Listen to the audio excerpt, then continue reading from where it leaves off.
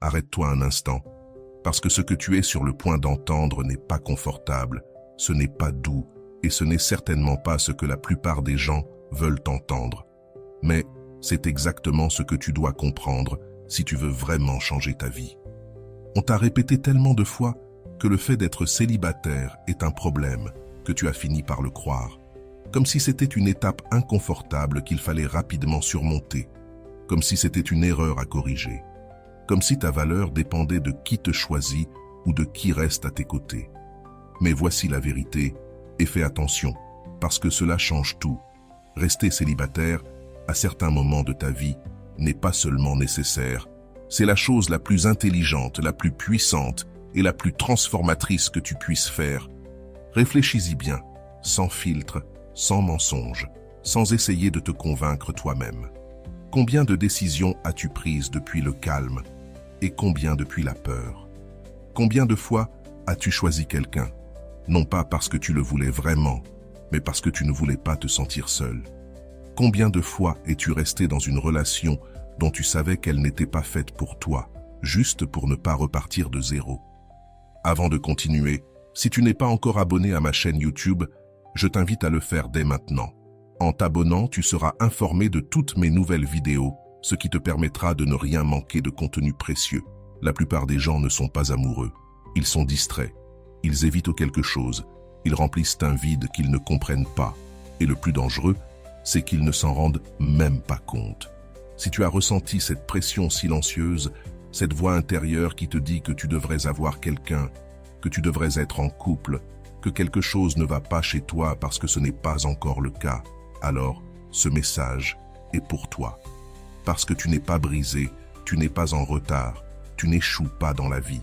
Tu es dans une étape qui, si tu sais l'utiliser, peut définir tout ce qui vient après. Le problème, c'est que personne ne t'a appris à la voir ainsi.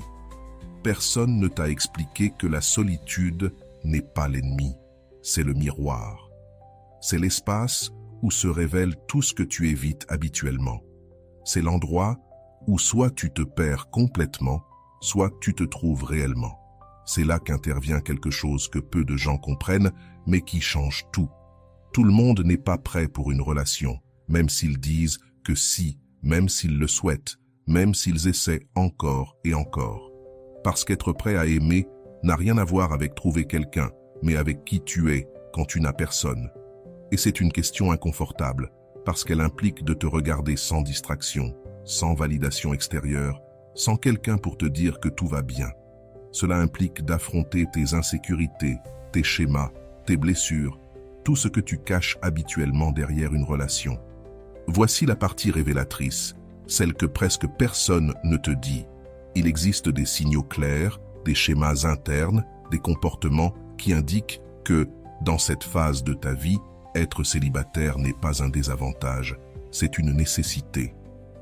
Aujourd'hui, tu vas découvrir 5 de ces schémas, 5 vérités qui, si tu les comprends vraiment, peuvent complètement transformer ta façon de voir l'amour, les relations et surtout toi-même. Et tout commence avec quelque chose que tu as probablement déjà vécu plus d'une fois, mais que tu n'as jamais analysé en profondeur. Tu te sens attiré par des personnes émotionnellement indisponibles.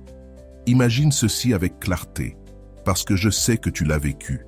Tu rencontres quelqu'un et dès le début, tu ressens quelque chose de différent. Une connexion intense, une énergie qui t'attrape, des conversations fluides, des moments dignes d'un film. Et pendant un instant, tu crois que cette fois, c'est la bonne, que cette fois, tu as trouvé quelque chose de réel. Mais peu à peu, des signaux apparaissent, petits au début, presque imperceptibles, mais constants. Cette personne est parfois présente, parfois non. Un jour, elle t'écrit avec intérêt, et le lendemain, elle disparaît sans explication. Elle montre de l'affection, mais aussi de la distance. Elle se rapproche, mais jamais assez pour construire quelque chose de solide. Et le plus intéressant n'est pas ce que fait cette personne, mais ce que toi, tu fais face à cela. Parce qu'au lieu de t'éloigner, tu restes. Au lieu de questionner, tu justifies. Au lieu de lâcher prise, tu t'impliques davantage. Tu commences à penser que si tu fais un peu plus, si tu comprends mieux, si tu es plus patient, tout va changer.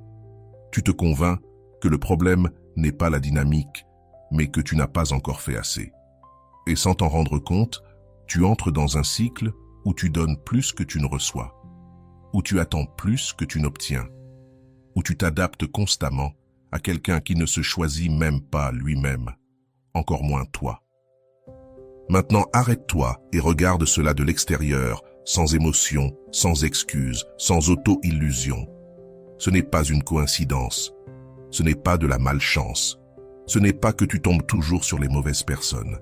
C'est un schéma, et lorsqu'il y a un schéma, il y a quelque chose en toi qui le permet, qui le répète, qui d'une certaine manière s'y sent à l'aise, même si consciemment cela te fait souffrir.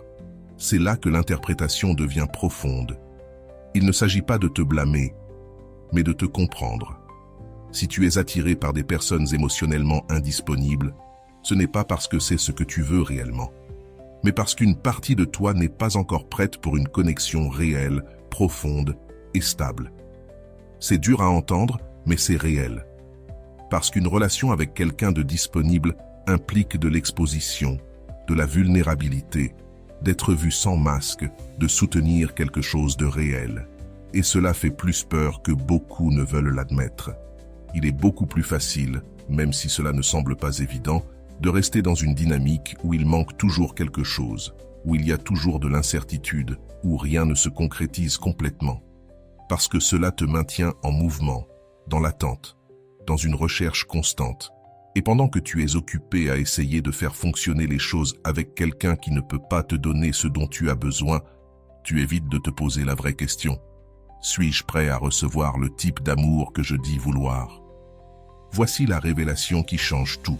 Tu ne cherchais pas l'amour, tu répétais une blessure. Tu recréais une expérience émotionnelle connue, quelque chose que tu as appris à un moment de ta vie, quelque chose de familier, même si ce n'était pas sain. Peut-être as-tu appris que l'amour se mérite, qu'il faut faire des efforts pour être choisi, qu'il faut donner beaucoup pour recevoir un peu, que l'affection vient avec de la distance, de l'incertitude, des conditions. Et sans t'en rendre compte, tu as commencé à chercher exactement cela dans tes relations. Mais lorsque tu le vois clairement, lorsque tu arrêtes de romantiser l'intensité et que tu commences à valoriser la stabilité, lorsque tu comprends que ce qui est intense n'est pas toujours sain, alors tu as l'opportunité de briser ce schéma.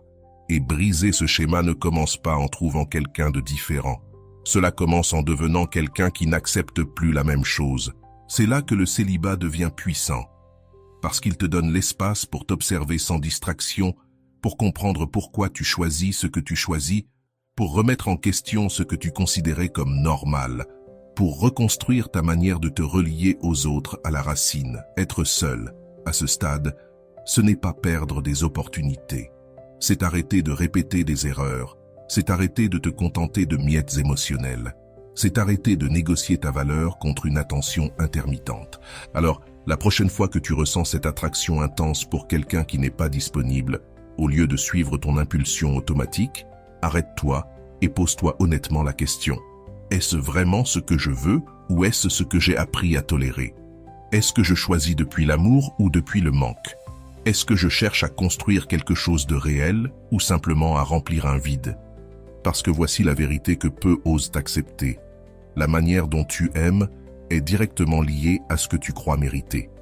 Et si tu continues à choisir quelqu'un qui ne peut pas te choisir, ce n'est pas parce qu'il n'existe pas de personne disponible, c'est parce qu'une partie de toi ne s'est pas encore choisie elle-même. Et cela change tout. Parce qu'au moment où tu décides d'arrêter de poursuivre ce qui ne t'appartient pas, au moment où tu choisis ta paix au-dessus d'une intensité vide, au moment où tu comprends que tu n'as pas à convaincre quelqu'un de rester, quelque chose en toi se réorganise. Tu commences à voir plus clairement. Tu commences à ressentir plus de stabilité. Tu commences à agir depuis un endroit complètement différent.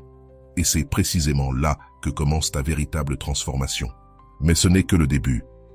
Parce qu'il existe un autre signal, tout aussi important, tout aussi révélateur, que tu es probablement en train d'ignorer.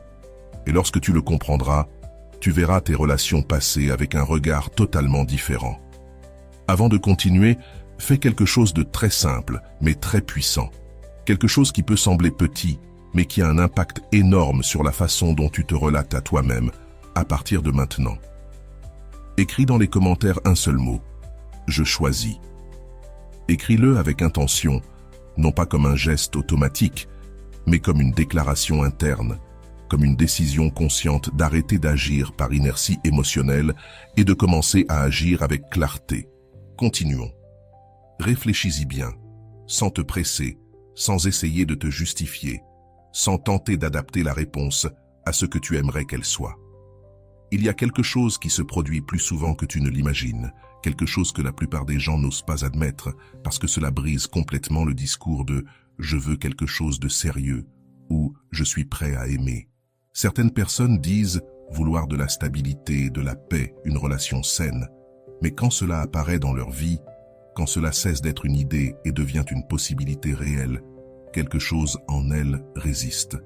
Pas de manière consciente, pas de façon évidente, mais de manière subtile, presque imperceptible, et pourtant constante. Elles commencent à ressentir moins d'intérêt, moins d'émotion, moins d'élan. Là où il y avait de la curiosité, il y a maintenant des doutes. Là où il y avait de l'enthousiasme, il y a désormais de la distance. Et le plus dangereux, c'est que tout cela est justifié par des phrases qui semblent logiques, mais qui, au fond, ne sont que des échappatoires. Je ne ressens plus la même chose. Il n'y a pas d'étincelle. C'est trop parfait. Mais ce « mais » est essentiel, parce que c'est précisément là que se cache tout ce qu'on ne veut pas affronter. Imagine maintenant ceci avec une totale clarté, car c'est bien plus courant que tu ne le penses. Tu rencontres quelqu'un qui brise tous les schémas négatifs de ton passé. Cette personne ne génère pas chez toi une anxiété constante, ne joue pas avec ton attention, ne disparaît pas sans explication, ne te fait pas douter de ce qu'elle ressent. Au contraire, elle est constante, présente, elle te parle avec intention, elle t'écoute vraiment, t'inclut dans sa vie, ne te laisse pas dans l'incertitude. Tu n'as pas à décrypter des messages ambigus, ni à suranalyser chaque interaction, ni à te demander sans cesse si tu comptes ou non. Tout est clair, direct, stable. Et pourtant, au lieu de ressentir du soulagement, quelque chose en toi s'agite. Il n'y a pas cette montée émotionnelle à laquelle tu étais habitué. Il n'y a pas ces montagnes russes que tu confondais avec une connexion. Il n'y a pas ce jeu d'éloignement et de rapprochement qui te maintenait accroché. Et alors, ton esprit commence à interpréter ce calme comme un manque d'émotion, comme une absence de chimie, comme un signe que quelque chose ne va pas. C'est ici que tu dois vraiment t'arrêter et regarder en profondeur, parce que ce moment définit bien plus que tu ne l'imagines. Ce que tu ressens n'est pas un manque de connexion, c'est un manque de familiarité. Ton système émotionnel s'est habitué à un certain type de stimulus, à une certaine intensité, à une certaine dynamique.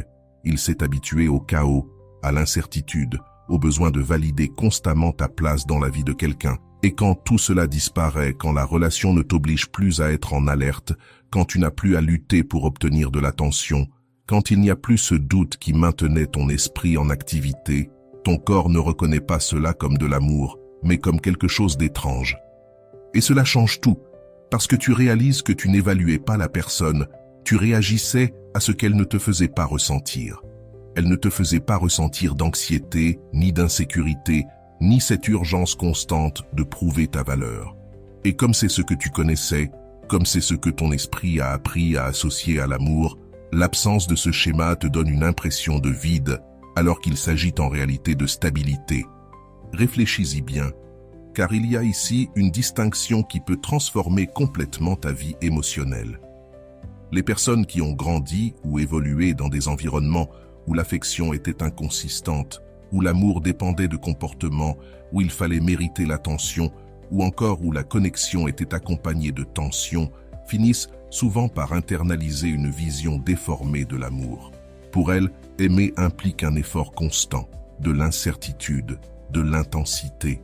Et lorsque quelque chose ne demande pas cet effort, lorsqu'il n'y a rien à poursuivre, rien à prouver en permanence, elles l'interprètent comme un manque de valeur. Mais voici la vérité que peu de gens osent accepter, et il est crucial que tu y prêtes attention, car elle peut redéfinir complètement ta perspective.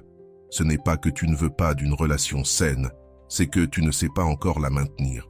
Ce n'est pas que cette personne n'est pas suffisante, c'est qu'elle n'active pas les parties de toi que tu es habitué à utiliser dans une relation. Elle ne t'oblige pas à trop réfléchir, à poursuivre, à te battre pour être vu. Et cela, aussi paradoxal que cela puisse paraître, peut créer de l'inconfort. Parce qu'une relation saine ne te distrait pas de toi-même, elle te confronte à toi.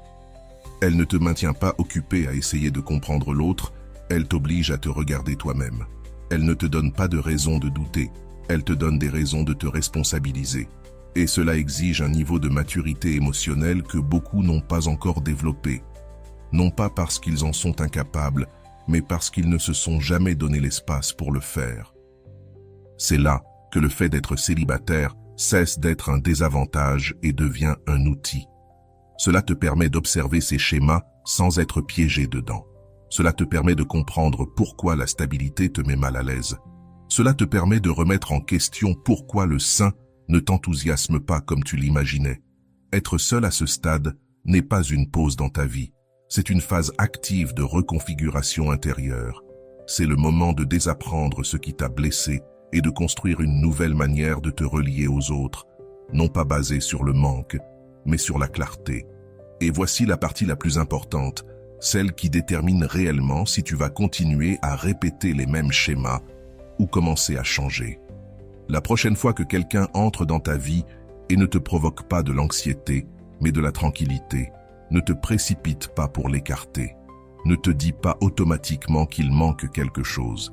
Arrête-toi, observe ce que tu ressens et pose-toi une question inconfortable mais essentielle. Est-ce que je rejette cela parce que ce n'est vraiment pas ce que je veux ou parce que cela ne ressemble pas à ce à quoi je suis habitué? Parce que la différence entre ces deux réponses est immense. L'une te maintient dans le même cycle, à répéter les mêmes histoires avec des personnes différentes. L'autre t'ouvre la porte à quelque chose de totalement nouveau, quelque chose qui peut ne pas sembler intense au début, mais qui a le potentiel d'être beaucoup plus réel, beaucoup plus stable, beaucoup plus aligné avec ce que tu dis vouloir. C'est ici que commence le véritable pouvoir personnel, pas celui des phrases superficielles, mais celui qui implique des décisions inconfortables. Commencez à choisir en conscience et non par réaction. Commencez à valoriser la constance plutôt que l'intensité. Comprendre que la paix n'est pas ennuyeuse, elle est simplement inconnue, et que tout ce qui est inconnu demande du temps pour être intégré. Les personnes qui restent enfermées dans des relations chaotiques ne manquent pas d'options différentes. Elles ne savent simplement pas les reconnaître ou les maintenir lorsqu'elles apparaissent. Et celles qui construisent des relations saines ne sont pas les plus chanceuses, mais celles qui ont fait le travail intérieur nécessaire pour ne pas saboter ce qui est bon pour elles. Alors, si aujourd'hui tu réalises que tu as confondu intensité et amour, que tu as rejeté la stabilité parce qu'elle ne te procurait pas le même niveau d'émotion, comprends ceci clairement. Tu n'as pas besoin de chercher davantage, tu dois te préparer mieux. Tu n'as pas besoin de trouver quelqu'un de différent, tu dois devenir quelqu'un capable de recevoir quelque chose de différent. Et ce processus ne se produit pas dans une relation, il se produit dans la solitude, dans le silence. Il se produit lorsque personne ne distrait ton attention de ce que tu dois réellement travailler. Lorsque tu t'autorises à ressentir sans anesthésie, à te questionner sans fuir, à te reconstruire sans dépendre de la validation des autres, c'est à ce moment précis que beaucoup de personnes reculent, retournant vers ce qu'elles connaissent parce que l'inconnu les dérange. Mais c'est aussi le moment où, si tu choisis de rester, de supporter l'inconfort, de ne pas fuir vers ce que tu sais déjà ne pas fonctionner, tu commences à construire une version de toi qui n'a plus besoin du chaos pour se sentir vivant. Et cela change tout. Parce qu'à partir de là, tu choisis différemment, tu ressens différemment, tu agis différemment.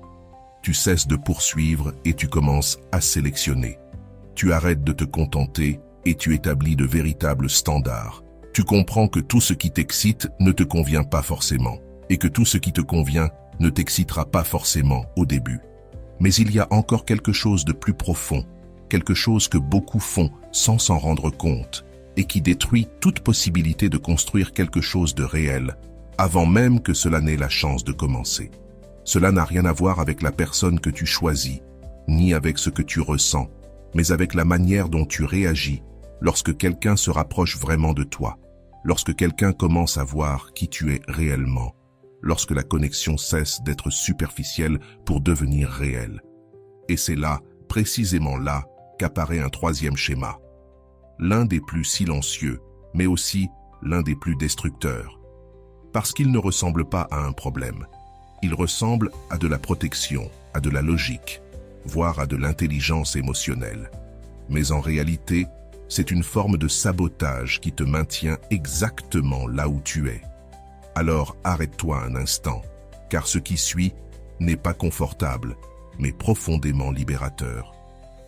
Surtout si tu es une femme et que tu as l'impression de toujours donner plus que tu ne reçois, de t'investir intensément, d'aimer sincèrement, mais de finir avec le cœur fatigué et l'esprit rempli de questions. Respire et sois honnête avec toi-même. Ce troisième signal ne concerne pas qui tu choisis ni ce que tu ressens au début. Il concerne ce que tu fais lorsque quelqu'un commence vraiment à se rapprocher, lorsque la connexion devient réelle, lorsqu'elle commence à toucher des parties profondes de toi, lorsque ce n'est plus un jeu, lorsque ce n'est plus seulement de l'émotion, mais quelque chose de concret. C'est là que beaucoup de femmes, sans s'en rendre compte, commencent à saboter ce qu'elles disent vouloir. Imagine, tu rencontres quelqu'un et, pour la première fois depuis longtemps, tu n'as pas à courir, à deviner, à supplier pour obtenir de l'attention. Cette personne est présente, claire, attentive, elle t'écoute, te valorise, t'inclut. Et peu à peu, quelque chose de différent commence à émerger, quelque chose de plus profond, de plus stable. Et au début, tu aimes ça, tu te sens calme, tu te sens vu, tu te sens choisi. Mais à mesure que cette personne se rapproche, quelque chose change en toi. Tu commences à trop réfléchir, tu analyses chaque détail, tu remets en question ses intentions, même sans raison claire. Tu te dis des choses comme « ce n'est sûrement pas aussi bien que ça en a l'air ». Il doit cacher quelque chose, je ne veux pas me faire d'illusions encore une fois. Et sans t'en rendre compte, tu commences à ériger des murs. Pas de manière évidente, pas en disant « je ne veux rien », mais à travers de petites actions. Tu réponds plus froidement, tu deviens moins disponible, tu te protèges avant même que quelque chose n'arrive, tu t'éloignes avant qu'on puisse te blesser. Et c'est là que tu dois vraiment t'arrêter, parce que ce n'est pas de l'intuition, c'est de la peur déguisée en contrôle. Réfléchis bien, beaucoup de femmes ont appris à être fortes, indépendantes, à ne dépendre de personne, à se protéger seules, et c'est bien, c'est nécessaire. Mais dans ce processus, beaucoup ont aussi appris à ne jamais baisser la garde, à ne jamais se montrer complètement, à ne pas faire totalement confiance. Parce qu'à un moment, quelqu'un les a déçus, quelqu'un n'est pas resté, quelqu'un ne les a pas choisis comme elles l'espéraient. Et cette douleur n'a pas disparu, elle s'est transformée en protection. Mais voici la partie qui change tout. Ce que tu appelles aujourd'hui protection peut être précisément ce qui t'éloigne de ce que tu désires. Tu ne peux pas construire une connexion profonde à partir d'une méfiance constante. Tu ne peux pas recevoir de l'amour si tu es toujours prête à te fermer. Tu ne peux pas vivre quelque chose de réel si tu fuis dès que ça commence à le devenir. Et ce n'est pas de la faiblesse. C'est humain. Mais c'est aussi un schéma. Et les schémas, s'ils ne deviennent pas conscients, se répètent. Maintenant, imagine une histoire qui n'est peut-être pas exactement la tienne, mais qui contient plus de toi que tu ne voudrais l'admettre. Une femme qui a toujours été forte, qui a appris à ne dépendre de personne, qui s'est concentrée sur sa croissance, sur son évolution, sur le fait d'avancer. Une femme qui, quand elle aime vraiment, qui donne, qui prend soin, qui est présente. Mais aussi une femme qui, au fond, a peur de se sentir à nouveau insuffisante, peur de tout donner et de se retrouver avec rien. Chaque fois que quelqu'un entrait dans sa vie, au début, tout était fluide.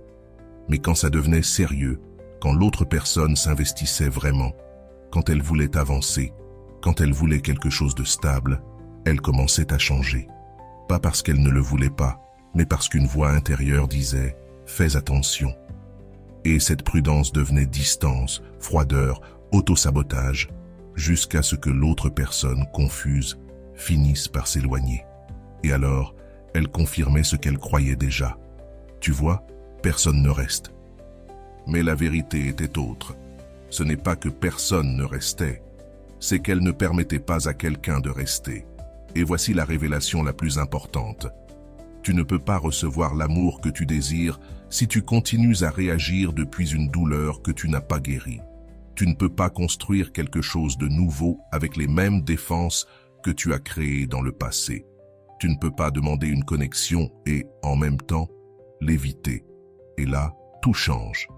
Parce que tu comprends que ce n'est pas une question de trouver la bonne personne, mais de devenir quelqu'un d'émotionnellement disponible pour la recevoir. C'est là que rester célibataire devient non seulement important, mais nécessaire.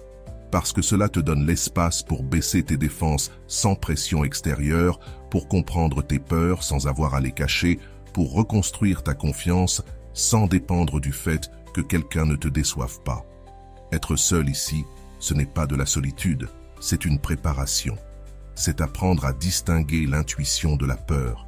C'est apprendre à t'ouvrir sans avoir l'impression de perdre ton pouvoir. C'est comprendre que la vulnérabilité ne te rend pas faible, elle te rend réel. Alors, la prochaine fois que quelqu'un entre dans ta vie et que tout commence à être fluide, au lieu de chercher des raisons de te fermer, observe ce que tu ressens. Ne fuis pas automatiquement. Ne te protège pas par réflexe. Pose-toi une question qui peut tout changer.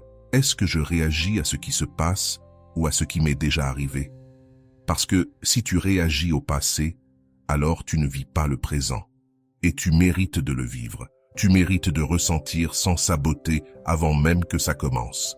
Mais cela demande quelque chose que peu de personnes sont prêtes à faire. Rester. Rester dans l'inconfort. Rester dans l'ouverture. Rester même quand la peur apparaît. Parce que c'est là que tu changes vraiment. Et cela nous amène à quelque chose d'encore plus profond. Quelque chose qui ne définit pas seulement tes relations, mais la manière dont tu te vois, la manière dont tu te valorises, la manière dont tu décides ce que tu mérites. Parce que le quatrième signe n'est pas externe, il est interne. Et quand tu le comprendras, tu réaliseras que tout ce que tu cherchais à l'extérieur a toujours été lié à ce que tu n'as pas encore construit en toi. Regarde-toi honnêtement, sans distraction, sans te justifier, sans adoucir ce que tu ressens. Ce que je vais te dire n'est pas confortable, mais c'est nécessaire si tu veux arrêter de répéter les mêmes histoires avec des personnes différentes. Il y a quelque chose de silencieux qui a défini chacune de tes relations, chacune de tes décisions émotionnelles, chaque fois que tu as accepté moins que ce que tu disais mériter. Et cela n'a rien à voir avec la chance, ni avec le destin, ni avec le fait de ne pas avoir trouvé la bonne personne. Cela a à voir avec toi, avec la manière dont tu te perçois, avec la valeur que tu te donnes quand personne ne te regarde, avec ce que tu permets quand la peur apparaît. Voici le quatrième signe, l'un des plus profonds, des plus inconfortables, mais aussi des plus transformateurs. Tu dis que tu sais ce que tu vaux, mais dans la pratique, tu acceptes moins. Et ce n'est pas évident au début. C'est subtil, silencieux, presque invisible. Cela se glisse dans de petites décisions, dans des détails qui semblent insignifiants, mais qui, accumulés, construisent toute ta réalité émotionnelle. Tu rencontres quelqu'un qui, dès le départ, ne correspond pas à ce que tu disais vouloir. Il n'est pas constant, pas clair, pas investi comme toi. Les signes sont là. Mais au lieu de t'arrêter, tu restes un peu plus. Tu te dis que c'est trop tôt pour juger, que chacun a son rythme, qu'il faut du temps, que tout n'a pas besoin d'être parfait dès le début. Et sans t'en rendre compte, tu commences à t'adapter, à justifier, à baisser tes standards. Tu donnes plus que tu ne reçois, tu comprends plus que tu n'es comprise. Et tu le fais avec une intention qui semble noble, mature, même aimante. Mais au fond, il y a autre chose, la peur. Peur de perdre la connexion, peur de recommencer, peur d'être seul à nouveau. Et c'est là que tu dois t'arrêter. Tu n'acceptes pas moins parce que tu ne sais pas ce que tu vaux. Tu acceptes moins Parce qu'au moment de choisir, la peur pèse plus lourd que ta valeur. Et ça change tout. Parce que beaucoup peuvent dire « je sais ce que je mérite », mais face à quelqu'un qui ne correspond pas à ça, elles n'agissent pas en cohérence avec cette vérité. Ton standard réel n'est pas ce que tu dis, c'est ce que tu tolères. Tu peux avoir la liste la plus claire du monde. Mais si dans la pratique tu acceptes moins, alors ce n'est pas ton vrai standard. Et là, tu comprends que ce n'est pas une question d'en apprendre plus sur les relations, ni d'analyser mieux les autres. C'est une question de construire une relation avec toi-même suffisamment solide pour maintenir tes limites. Parce que poser des limites n'est pas le plus difficile. Le plus difficile, c'est de les maintenir quand il y a des émotions. C'est partir alors que tu aimes encore. C'est dire « ce n'est pas suffisant pour moi » quand une partie de toi veut rester. C'est te choisir quand la peur te pousse à te contenter de moins. C'est pour ça que rester célibataire devient une étape fondamentale. C'est là que tu arrêtes de te négocier toi-même. C'est là que tu apprends à tenir ce que tu dis mériter. Ce n'est pas perdre des opportunités, c'est arrêter de te trahir. Et quand tu apprends à être seul sans te sentir incomplète, quand tu construis une vie pleine sans dépendre de quelqu'un, tout change. Tu ne choisis plus par manque, tu choisis avec clarté. Tu ne restes plus par peur, mais par conviction. Tu n'acceptes plus ce qu'il y a, tu acceptes uniquement ce qui est aligné avec toi. Et à partir de là, tout évolue. Parce que tu comprends enfin que tu choisis aussi. Et ça, c'est le vrai pouvoir. Et voici la vérité finale. La qualité de tes relations sera toujours le reflet du respect que tu as pour toi-même. Et si ce respect n'est pas encore solide, alors c'est le moment de le construire. Pas dans une relation, mais seul, en silence. Dans des décisions petites mais fermes, là où personne ne regarde, sauf toi. Et quand tu arrives à ce point, tout change. Parce que tu n'acceptes plus moins. Pas parce que tu le dis, mais parce que tu ne peux tout simplement plus le faire. Parce que le 5e signe est celui-ci. Tu n'as pas encore construit une identité solide sans être en relation. Et c'est bien plus important que tu ne l'imagines. Imagine ceci avec une totale honnêteté. Qui es-tu quand tu n'es avec personne? Pas ce que tu fais, pas ce que tu montres, pas ce que tu dis, mais qui tu es vraiment dans ton silence. Beaucoup de personnes, surtout après plusieurs relations, commencent à se définir à travers les autres. Elles s'adaptent, changent, modèlent leur manière d'être selon la personne avec qui elles sont. Dans une relation, elles sont d'une façon, dans une autre, elles deviennent différentes. Et sans s'en rendre compte, elles perdent quelque chose d'essentiel, leur centre, leur identité propre. Et c'est là que le véritable problème apparaît. Si tu ne sais pas qui tu es seul, tu ne peux pas construire quelque chose de réel avec quelqu'un d'autre, parce que tu ne partages pas ta vie, tu essaies de la compléter. Et cela change complètement la dynamique. Réfléchis-y bien.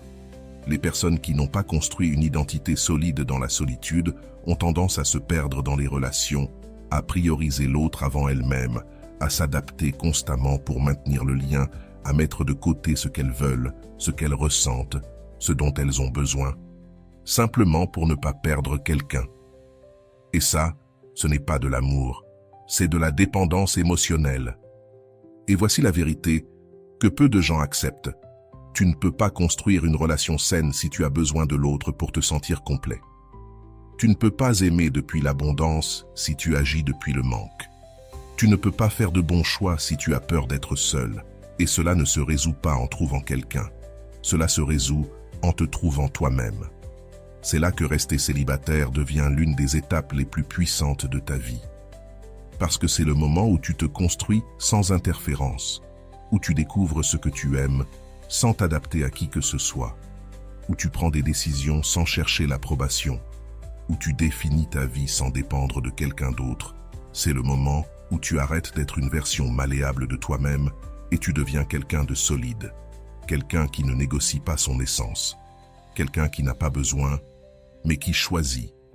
Et ça, c'est complètement différent. Parce que quand tu n'as plus besoin, tu choisis mieux. Quand tu n'as plus peur de la solitude, tu ne te contentes plus. Quand tu ne cherches plus la validation, tu n'acceptes plus les miettes. Et à partir de là, l'amour cesse d'être un besoin pour devenir une décision, un choix conscient. une construction réelle. Pas une fuite, pas une distraction, pas un refuge, mais un complément. Et cela change absolument tout. Parce qu'alors, tu ne te lis plus par peur, mais par clarté. Tu ne restes plus par habitude, mais par conviction. Tu ne donnes plus par nécessité, mais par abondance. Et ce type de relation est totalement différent de tout ce que tu as vécu auparavant.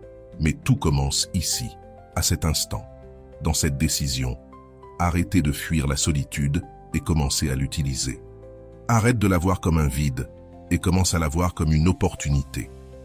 Parce que voici la conclusion de tout cela. La vérité la plus importante que tu dois retenir aujourd'hui. Être célibataire ne signifie pas qu'il te manque quelque chose. Cela signifie que tu as l'espace pour devenir quelqu'un qui n'accepte plus moins que ce qu'il mérite. Cela signifie que tu as l'opportunité de briser des schémas que tu répètes depuis des années.